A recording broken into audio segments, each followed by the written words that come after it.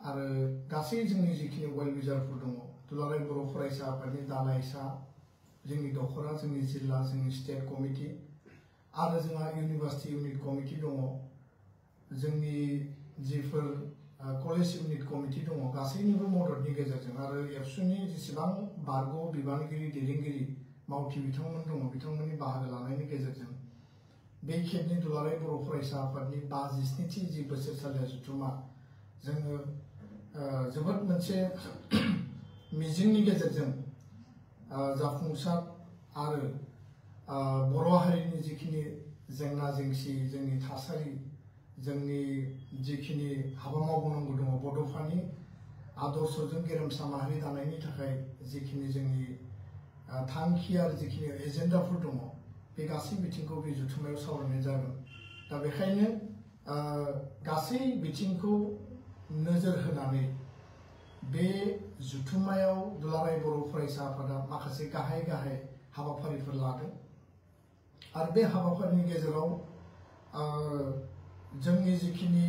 स्पर्ट्सनि activity जोंनि कालचारनि देंखो मोसानायनि थामनि आरो जोंहा जिखिनि लिटारेरि एक्टिभिटी दङ बेनि अनगायैबो दुलाराय बर' फरायसा आफादा गिबि खेबनि थाखाय एजुकेशन एंड यूथ कनक्लेव जोङो बेयाव लादों आरो बे हाबाफारिजोंनो Bodoland space and science exhibition जोङो मोनसे मैखोम हाबाफारि बेयाव थि खालामनानै लादों बे हाबाफारिनि गेजेरजों दुलाराय बर' फरायसा आफादा मोनसे मेसेज होनो नागिरदों जे दुलाराय बर' फरायसा आफादनि दिनैनि जे सानथौ आरो सानस्रिया जाबाय जे बिगियाननि जे मोनसे सानथौ आरो बिगियाननि जे मोनसे आथिखालनि जे बिथिं बे बिथिंजों बर' माहारि बर'नि जे फिउचार जेनेरेशनखौ जों दाफुंनायनि थाखाय आरो बेखायनो बे यूथ कनक्लेवनि गेजेरजों जेराव जोङो एम्पावरिं यूथ फर वाइब्रेंट बड'लेण्ड आरो बेयाव जोङो विकसित भारतनि मोनसे एजेन्डा थांखि लानाय जादों आरो बे विकसित भारतखौ जिहेतु मोनसे टारगेट सेट खालामदों आरो भारतआ जौगायोब्ला बर'फ्राबो जौगानांगोन दा बेखायनो यूथखौ एम्पावर खालामनायनि मोनसे थांखि आरो बे हाबाफारियाव भारतनि सोलोंथाइ मन्थ्रि आथिखालनि मानगोनां डक्टर धर्मेन्द्र प्रधान बिथाङा बाहागो लाफैगोन बिथाङा सानसे सिगांनो क'क्राझाराव हर थाफैगोन आरो बिथांखौ आं थांनायजों नुदोंमोन जे Central institute of technology CIT बे CIT आव बिथाङा बेरायफैनांगौ आरो लोगोसे दुलाराय बर' फरायसा आफादनि बे यूथ कनक्लेव बेयाव हाबाफारियाव बाहागो लानांगौ बिथाङा बाहागो लानो थाखाय गासै बिथिंनि जिखिनि जगाजग आरो दासिमनि जि टूर प्लान बेखौ तैयार खालामनाय जाबाय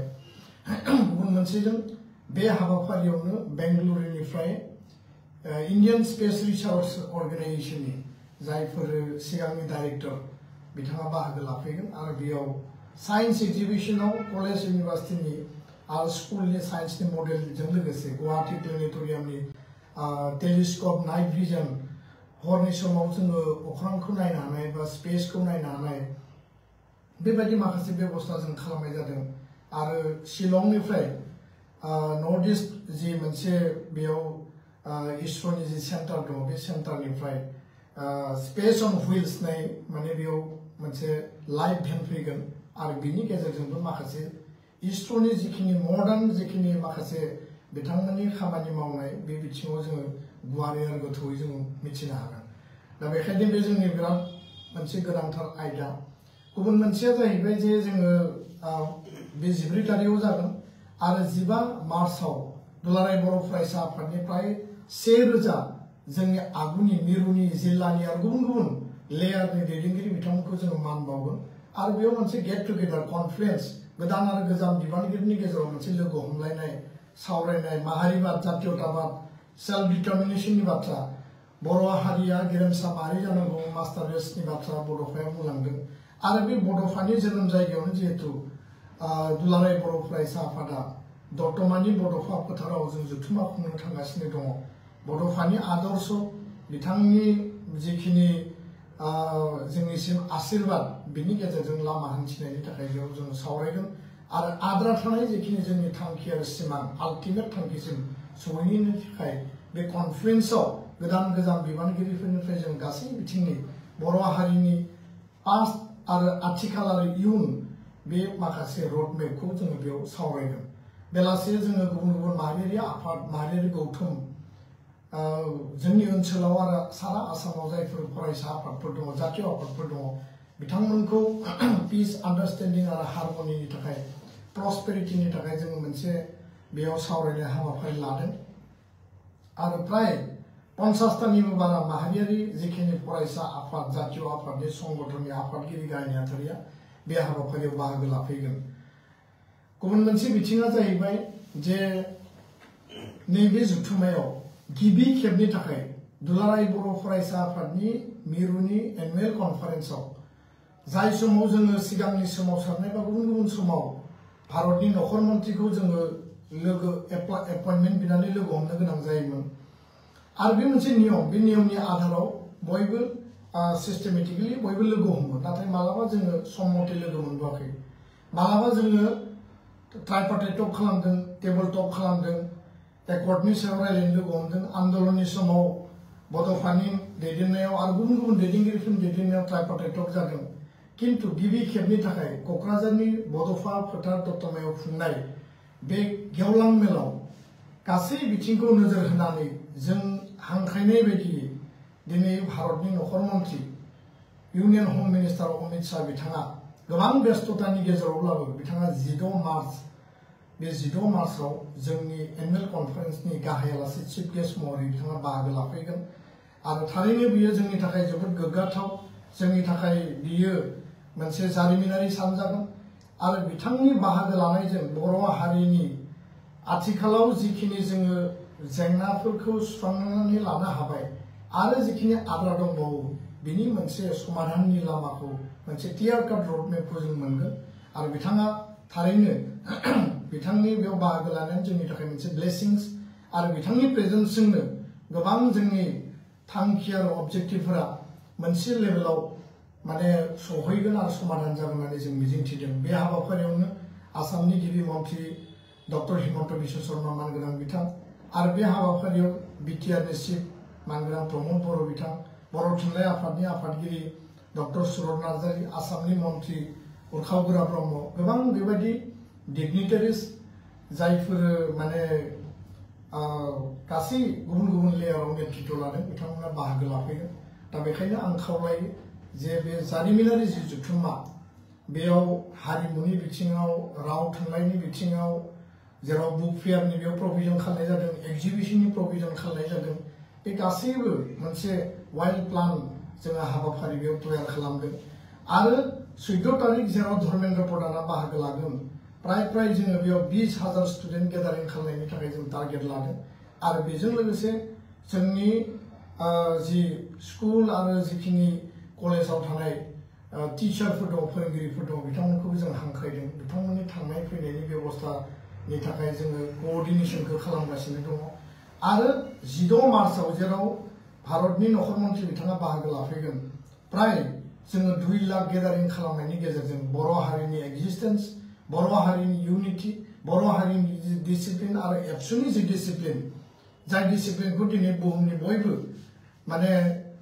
जोंखौ रिकगनिसन होयो बे जों क्लेम खालामनानै लानाय नङा बे आन्दलननि आरो जातीयताबादनि मोनसे धाराजोंनो दिनै दुलाराय बर' फरायसा आफादा बे रिकगनिसनखौ मोनदों बे जाहाथे गासैनिबो मदद आरो नाजानायाव मोजाङै जाफुंसारो बे एबसुनि जथुम्मा नाथाय बे माहारिनि मोनसे जथुम्मा आरो माहारिनि एक्जिस्टेन्स माहारिनि जि डिसिप्लिन माहारिनि जि जोंनि ग्रेटनेस बे जथुम्मानि गेजेरजों जों दिन्थिनांगौ आरो नखर मन्थ्रि बिथाङा फैनानै जाहाथे थारैनो बिथाङा बर' हारिनि बे कालचार बर' हारिनि राव थुनलाइ गासैखौबो जाहाथे बिथाङा नायनानै सोमोनाङो बिनि थाखाय जोङो हानायसिम बयबो जों मदद होनांगोन बे जथुम्मानि गेजेरजों दुलाराय बर' फरायसा आफादनि जि जारिमिन जि हिस्ट्रि प्राय 10 बोसोर बेखौ लिरनायनि उनाव सेबखांनायनि थाखाय जोङो बेबस्था लादों हिस्ट्री ऑफ ऑल बड' students union and Bodoland movement जिहेतु एबसुनि जारिमिनानो सोमावसारनायनि जारिमिन बर' हारिनि जारिमिन बे जारिमिन बिजाबा प्राय माने 1000 माने पेजनि मोनसे भलिउमनि बे जारिमिन बिजाब आरो बेयाव जिखिनि हायो कम्पाइल खालामनाय जाबाय सुजु आफादा जारिमिन लिरथुम आफादा दुलाराय बर' फरायसा मिरु आफादा जथेस्थ' जोथोन लादों आरो गोबां माखासे बेबायदि बिथिं थाबावगोन जिखौ जोङो उनाव आरोबाव सोफादेरनांगोन आरो साबसिन जोङो खालामनांगोन दा बेखायनो दिनैनि बे फेसबुक लाइभनि गेजेरजों आङो बेखिनि बाथ्राखौ फोरमायबाय बे बिथिङाव मोननैसो जिखिनि माने पिन पइन्ट बड' पिस एकर्ड बा बिटिआर एकर्डनि जिखिनि दफा बे दफानि बेलायाव जिहेतु जुथुमा खुंनो थांगासिनो दं जोंनि डेलिगेट हाउसआव गासै बिथिंखौ जोङो फिट सावरायगोन नाथाय दासिमाव दुलाराय बर' फरायसा आफादा मैयाबो जोङो भारतनि डिफेन्स मिनिस्टार मानगोनां राजनाथ सिंह बिथांखौ लोगो हमदों खारन बिथाङा एनडिएनि कोअर्डिनेशननि खामानिखौ दिनै मावबाय थादों बावैसो साननैसो सिगाङाव नखर मन्थ्रि अमित शाह बिथांखौ लोगो हमनाय जादोंमोन आरो गोबां माखासे अफिसियेल लेभेलाव डिसकास जाबाय थादों 125 जि भारतनि 6 शेड्यूल जि कन्स्टिट्यूशन एमेंडमेंट जि माने जि बिल लाबोनांगौ बाजेटआव बिनि थाखाय जों खामानि मावबाय थादों जाय बिलाव फाइनेन्सनि बाथ्रा दङ जाय बिलाव सीट बिटिआरनि समस्ति बारायनायनि बाथ्रा दङ आरो भिलेज काउन्सिल मिउनिसिपाल काउन्सिल गोबां माखासे बे प्रभिजनआव दङ आरो बियो जोंनि मोनसे हास्थायनाय बे मोनसे जोंनि दाबि गुबुन मोनसेया जाहैबाय जे कार्बि आंलंनि एसटी हिलनि इस्युआ दिनैबो दङ बेखौ सुस्रांनायनि थाखाय बेयाव नखर मन्थ्रिनि प्रेजेन्सनि गेजेरजों माबायदि लामा दिहुननो हायो बे लामाखौ जोङो नेनानै थाबाय खारन बियो ट्राइबेल एफेयार्स डिपार्टमेन्टआव दिनैबो पेन्डिं जानानै दङ फरेस्ट राइट एक्टनि गेजेरजों हा होनायनि खामानिया जि स्पिडआव खारदों दा बेखौ बे एखे स्पिडआव लानानै जों समाधान खालामनायनि थाखाय खामानि मावबाय थादों दिनैसिम बिटिआर सनितपुर बिश्वनाथाव 26,000नि बारा हा मोननाय बा हा होनायनि खामानिया जाबाय आद्रा खामानिया प्रसेसआव दङ माखासे अबजेक्शन दङ जायफोरा जोंखौ सुखुवा बे अबजेक्शनखौ जोङो दिनै गैया खालामनानै जोंनि डाइरेक्शनखौ जों क्लियार खालामनांगोन बर' कसारी काउन्सिलनि गामि नटिफिकेशननि बेलायाव टिवा काउन्सिल राभा काउन्सिलाव मोननैसो फिसा इस्यु ओंखारदों बे इस्युखौ रिजल्व खालामनो थाखाय गिबि मन्थ्रिनि लेभेलाव आरो ट्राइबेल एफेयार्स माने रनस पेगुनि लेभेलाव बेखौ सावरायबाय थानाय जादों मिजिंथियो बे नैबे समसिमनि गेजेरावनो बे जेंनाया सुस्रांजागोन होननानै जोंहाबो मिजिं दं मार्च एप्रिलनि गेजेराव आरो बेखायनो जोङो इउबिपिअ एबसु Bodo' Kachari council BTR council आरो वेलफेयार अफ बड'लेण्ड डिपार्टमेन्ट उरखावगोरा ब्रह्म बिथांनि नेतृत्वआव रनस पेगु बिथांमोननि नेतृत्वआव बे खामानिया सोलिगासिनो दं गुबुन फारसेथिं जोंनि जि गामि सोसननाय गामि थिसननाय दासिम 60खान गामिखौ सोनाय जाबाय दा आल्टिमेटलि गामिखौ सोजोबनांगौनि थाखाय मानगोनां गिबि मन्थ्रिया जि दायित्व होदोंमोन बे दायित्व होनाय बायदियै पीयूष हाजरिका बिथांनो बे गामिनि लिस्टखौ जोङो होनाय जाबाय गासै गामिनि लिस्टखौ आरो मिजिंथिदों मोजां माने थासारिनि गेजेराव खोब खम समनि गेजेराव एनादार आरो गामि सोसनबावनांगौनि लिस्टआ तयार जागोन होननानै जोंहा मोनसे बिश्वास आरो फोथायनाय दङ स्कुल प्रभिन्सियेलाइजेसननि थाखाय गिबि मन्थ्रिया सोलोंथाइ मन्थ्रि डक्टर रनस पेगुखौ दायित्व होदोंमोन बेबायदियै बिटिआरनि स्कुल बर' कसारी काउन्सिल ओनसोलाव गोलैनाय स्कुल आसामनि आरो कार्बि आंलंनि गासै स्कुलनि लिस्टखौ जोङो तथ्यखौ जमा होनाय जाबाय आरो बिनि लेभेलाव डिसकासनाबो सोलिगासिनो दङ स्कुल प्रभिन्सियेलाइजेसना जोंनि मेजर इस्यु गामि थिसननांगौआ जोंनि मेजर इस्यु आरो 125आ जोंनि मेजर इस्यु बेजों लोगोसे बारग' एनडिबिफोरनि जि रिहेबिलिटेसन 4,203 अलरेडि बेखिनिया मोनबाय आरो गाबोनो जोङो खाफाल मोजां होननानै बुंनांगोन जे लास्ट फेज बे लास्ट फेजनि बेलायाव 6-7 मार्टियार फेमिलिनि बेलायाव दाख्लैबावै 197खौ होबावनाय जाबाय दा बेयाव 636 दासिम माने नेक्स्ट अफ किन जे मुंख्लं नखरनो माने एक्सग्रेसिया होनायनि खामानिया कमप्लिट जाबाय केस उइथड्रलनि भेरिफिकेशना सोलिगासिनो दङ 263 आव उइथड्र जाबाय एडिशनेल भेरिफिकेशन सोलिगासिनो दङ खाफाल मोजां भुटाननिफ्राय दासिम 8 जन बारग' एनडिबि बिथांमोनखौ बयनिबो नाजानायजों आसाम सरकार बिटिआर काउन्सिल बारग' एनडिबि एबसु बयनिबो नाजानायजों जों लाबोनो हाबाय लोगोसेनो एनआइएआव 7 बिथांमोननि बेल मोननाय जादों नाथाय 2आ गुबुनाव केस दंबावोखाय बिथांमोनखौ जोङो लाबोनो हायाखै नाथाय 2खौ जोङो बिथांमोनखौ बेल मोननो हानाय जाबाय आसाम पुलिसनि नैबे रिक्रुटमेन्टनि दा रिजाल्ट ओंखारगासिनो दङ बेयाव 2% एक्स एन डिबिनि थाखाय रिजार्भेसन होनाय जादोंमोन बे 2%खौ बेसेबां जोङो बेयाव मोननो हादों बे रिजाल्टआ ओंखारब्लासो जों बयबो मिथिसिगोन दा बेखायनो बे रिजार्भेसननि खामानिया सोलिदों डिफेन्स मिनिस्टार राजनाथ सिंहखौ जों लोगो मोननायाव बिथांखौ खावलायदों जे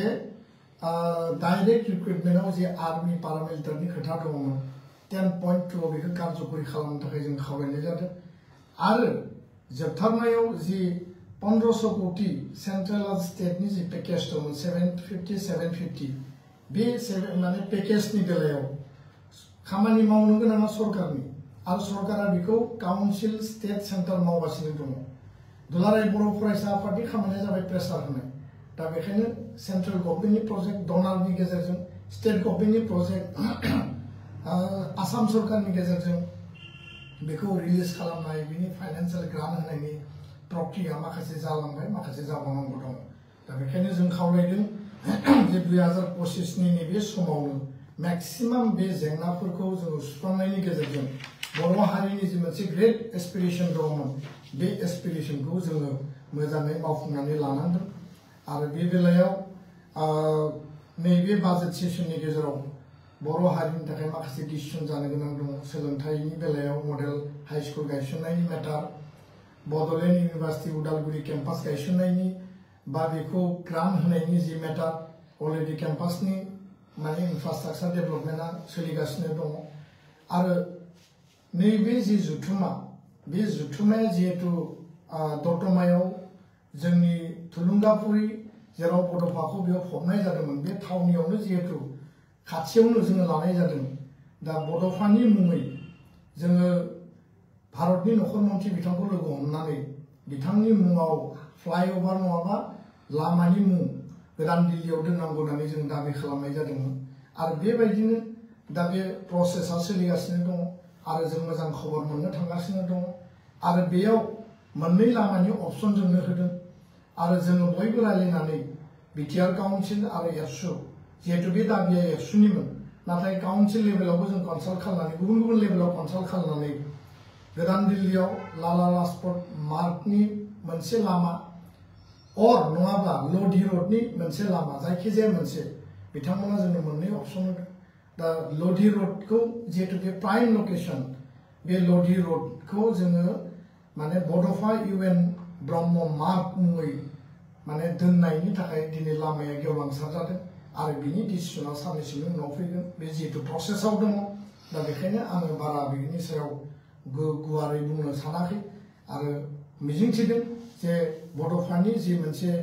बिथांनि मर्यादा बड'फानि जि मोनसे लिगेसि दुलाराय बर' फरायसा आफादनि जि मोनसे गोलाव समनि जि नाजाथाबनाय बिनि गेजेरजों जोङो मोजां मोनसे समाधान मोजां मोनसे फिथाइ आरो नैबे जुथुमानि गेजेराव जों गोबांथार माखासे मेटारफोरनि जों सलुसन मोनगोन होननानै जों मिजिंथिबाय गासैबो जोंनि डेलिगेट्सफ्रा सावरायगोन जोंनि अबजार्भारफ्रा बाहागो लागोन आरो बर' हारिनि आइ आफा जिखि कर्नाराव थाया मानो 14 तारिखनि हाबाफारि सोलोंथाइनि 15 माने मार्चनि हाबाफारि जोंनि आगुन दैदेनगिरि आरो दल संगठननि हाबाफारि आरो 16 मार्चआव जे जोंहा अपेन सेसन जेराव 2 लाख मानसिया बाहागो लागोन बयखौबो लोब लोब फैनानै आं बाहागो लाफैनो थाखाय खावलायबाय बेखिनि खोथाखौनो बुंनानै आं दिनै फेसबुक लाइभनिफ्राय बिदाय लाबाय गोजोन्थों खुलुमबाय।